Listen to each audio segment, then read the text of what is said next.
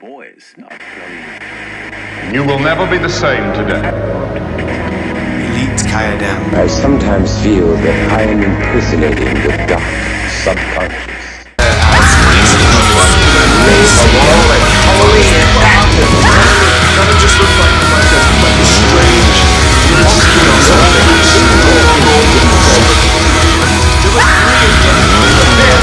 an evil generation.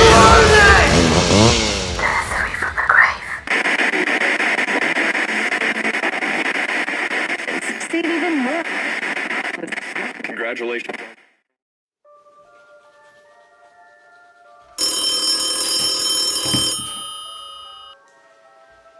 Hello, Ghostbusters.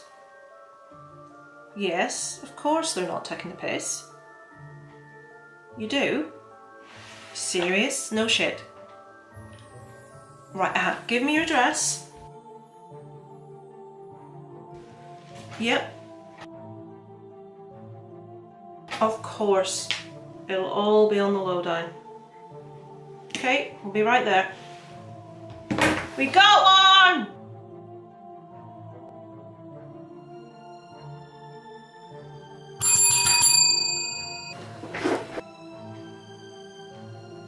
Aren't you a little short for a Ghostbuster? Huh? Screw you. Don't forget your trap!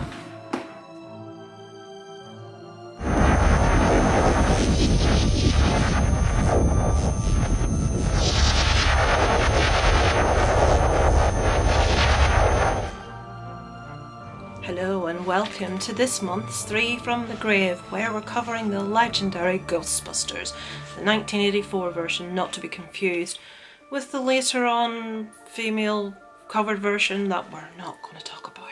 So, we're having a bit of a switch up this month in 3 from the Grave, and I'm going to be giving you the movie facts this month. So let's get kicked off with number 1. And with one of the weird alternative cast members for this movie, Eddie Murphy was actually considered for the role of Winston. Moving on to other cast members that were considered for roles, the role of Venkman was actually originally written for the late great John Belushi. He sadly died as Dan Aykroyd was actually penning the script for this movie. That role was actually offered to 2 high-profile celebrities also, one being Steve Guttenberg, who turned it down to do Police Academy, and the other actually being Chevy Chase. Michael Keaton of Batman fame was actually considered for 2 roles within this movie, Venkman and Spangler. And lastly, when it comes to cast, when we're talking about Spangler, here's 4 high-profile actors for you that were all considered for the role of Spangler. Christopher Walken, John Lithgow, Christopher Lloyd and Jeff Goldblum were all considered. So let's move on to something else. And we all love the Stay Puft Marshmallow Man. The marshmallow goo used in the movie was actually shaving cream. Over 50 gallons was dumped on Walter Peck, which almost completely knocked him to the ground. The Stay Puft Marshmallow Man suit cost a whopping $20,000 a piece. 3 of these were made for the movie, and all 3 were destroyed in the process of filming. Until the release of Home Alone in 1990, Ghostbusters was the highest grossing comedy of all time.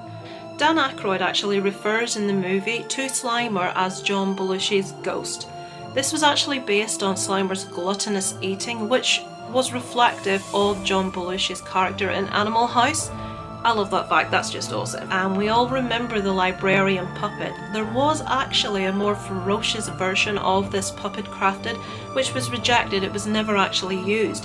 But it was used in another Columbia Pictures film released the year after, none other than Fright Night. And a fitting end, I have to say. Ghostbusters is actually included in a 1001 movies you must watch before you die, and I have to say I completely, utterly, 100% agree with that sentiment. So thank you for watching this month's edition of 3 from the Grave, where we cover Ghostbusters, which is a favourite I'm sure with a lot of you, and much anticipation about the upcoming sequel. So hope you've enjoyed this month. Please pop over as always to my buddies Movie Massacre and Strange Monkey. This month Movie Massacre will be covering the movie review, and Strange Monkey will be covering character mythos. So please pop over and show them some love. As always, thanks so much for the support for our show. We are glad you folks enjoy it, and we look forward to coming to you again next month with another Awesome addition.